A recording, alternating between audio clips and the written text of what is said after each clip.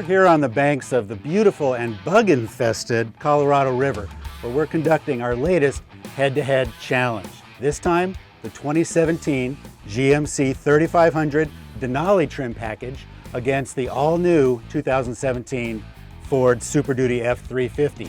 Now, the GMC, if you remember, was our past one-ton challenge winner, and now the all-new Super Duty is challenging for that top spot. Now, we're here with our two truck experts. On my right is Brian Wong. He was our hot shoe for this test at the track. And on my left, Aaron Bragman, consummate truck expert and also car expert at Cars.com. Brian, the first thing we did was get to the track. Talk to me about some of your impressions taking both of these vehicles down the quarter mile. Yeah, I mean, these two trucks have very similar power numbers. Both of their engines make very similar horsepower and torque numbers. And they're also pretty similar in weight considering their size. There's only about a 200-pound difference between the two of them. And that is reflected in the numbers that we got for our testing. There was only a 1/1300th difference in the 0 to 60 time unloaded between the Ford and the GMC. So the GMC ran in 8.14 and the Ford was at 8.27. However, when we moved to our loading runs, which was with 4,000 pounds of sand in the back, we got a little bit more of a gap. It seemed that the Ford would shift a little bit earlier. We put them both in tow haul mode, and it seemed like it was cutting and moving up in gears too quickly before it really got into the power. So we had 3 times the gap in the 0 to 60 time between the unloaded run and the loaded run.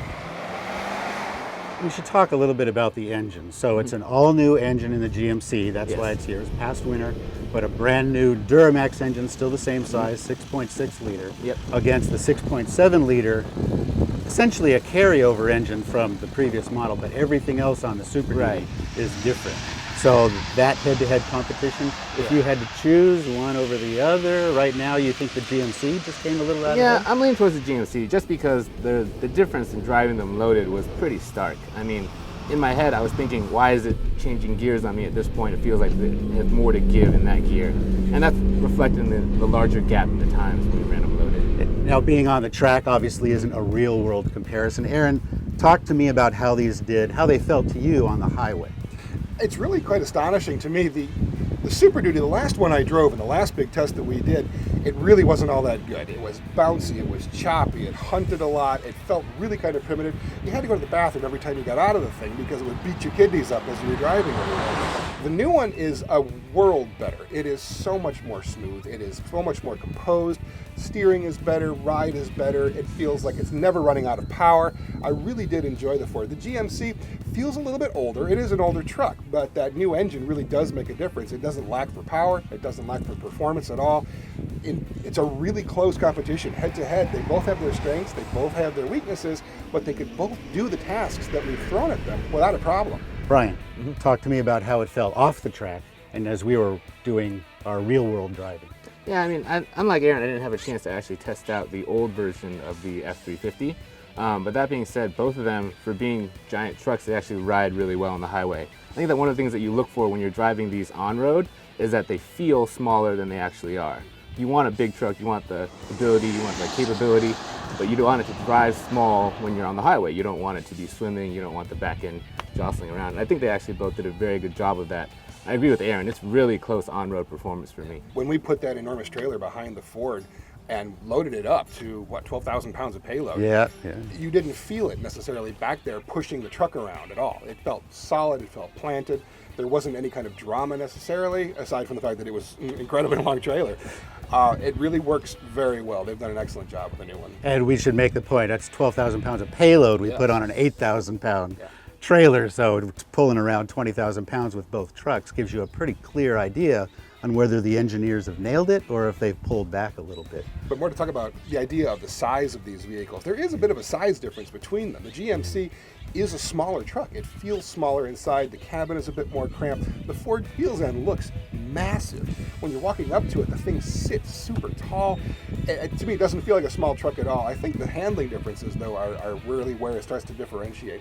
I think the GMC handles very differently than the Ford. It's a lighter truck, for one thing. It's just more compact in its dimensions. I think it's more responsive. The Ford feels a little bit more isolated, a little bit more disconnected from what's going on around you. Okay, we've talked about the track, we've talked about driving them in the real world. We've spent a lot of time with them over the last several days. What quirks are standing out to you? What things do you like and not like about them, Aaron? Well, I like the Ford's interior technology. There's a lot of really cool tech in there, but the interior itself doesn't feel as expensive as I would have hoped it would be. A lot of the plastics are this like metallic kind of sheen to them. They don't feel good. They kind of tap hollow when you touch them. And just some of the other unusual quirks of it, when you step on the running boards, they creak. And not just me. I mean, we're talking about some of our smaller staff as well. Step on the running boards, they're chrome clad, which is a cheap way of making a metal thing. And they don't seem to be attached to the actual frame.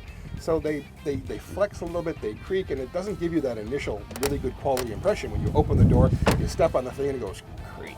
Interesting. Brian, anything stand out or jump out at you? Yeah, I was really second what Aaron said about the technology in the Ford. The camera technology is excellent. All the different views that you can get of the bed, even around the corners of the truck, the around view monitor, which is super important when you're parking and doing things like that.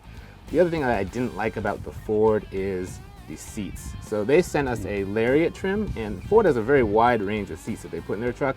And the one in this one is just not a personal favorite of mine. I couldn't comfortable in it for short distances, for long distances. Just kind of a weird seating position. It's short. The seat bottoms themselves are extremely short, and it feels like there's a lump in your back, even when you have the lumbar all the way deflated. They're long-term not very comfortable. The GMC, on the other hand, definitely is. They're much longer seat. You're sitting a little bit lower in it as well. It's just that the GMC is ready for its update. Yeah, you can tell that there should be some new ones coming within the next year or two.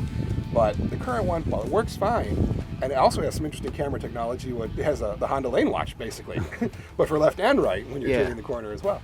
But it is ready for its update. It's ready for something new, I think. It's probably worth noting that the seats in the Lariat, that's a mid-level trim package. It is. The Denali, that's their top of the line for what it is right now. So yeah, the direct comparison might not even be good from a price point of view. I think it's right around $69,000 for the Denali. And yeah, the Denali is around $69,500 and the Lariat comes in around $73,000. So I think that it is an apt comparison to make, because if you're jumping up even higher in Ford's trim levels, the price will jump commensurately. So yeah, that makes sense. What stood out to me in the Super Duty in particular is you could essentially program that whole information screen that you have there. You can find out exactly how much DEF fluid you have, your boost gauge you can pop up there, and you get a ton of information right at your thumb, which is a wonderful thing to have when you're worried about everything that's going on around you, or with the 20,000-pound trailer that you have behind you as well. Especially with towing. You've got so much information and the digital gauge cluster right in front of you.